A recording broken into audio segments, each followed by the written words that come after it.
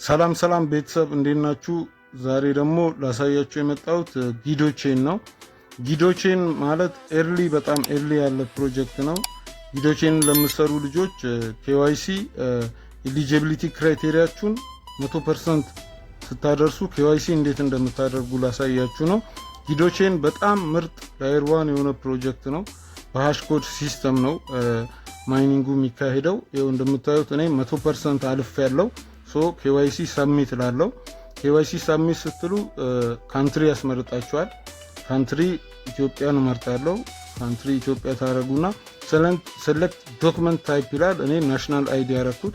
ናሽናል አይዲ ካረጋችሁ በኋላ ማክሲመም ሳይዙ 2 ሜጋባይት ከዛ መብለጥ የለበትም ይላል። የፎቶ ፎቶአችሁ ከ2 ሜጋባይት ሳይዙ የሚበልጥ ከሆነ ቆርጣችሁ ኤዲት አርጋችሁ ሜጋባይቱ እንዲቀንስ ማድረግ አለባችሁ።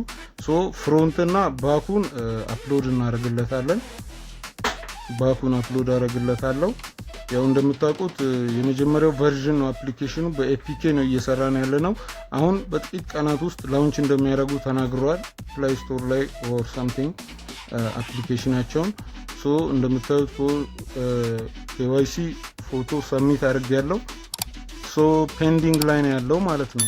ስለዛ ጋይስ ኮዳችሁን በጊዶቼን ቻት ግሩፖች አሉ፣ እዛ ላይ ያመጣችሁ የሌላውን ሰው ኮድ አድ እያረጋችሁ በየ24 ሰዓቱ KYC ቬሪፋይ ማድረግ ትችላላችሁ ማለት ነው። ይሄ ኤርሊ ፕሮጀክት ነው። ቀድማችሁ ተጠቃሚ መሆን የምትፈልጉ ልጆች ካላችሁ ቀድማችሁ ኢሊጂብል መሆን አለባችሁ ማለት ነው። ስለዛ እኔ ኦልሬዲ ጨርሻለሁ። KYC ሰብሚት አድርጌያለሁ። እንደምታዩት ፔንዲንግ ላይ ነው ያለው ማለት ነው። ጊዶቼን ኦልሞስት ከ200 ምናምን ሰዎች መካከል ገብተናል ማለት ነው በቬሪፊኬሽን።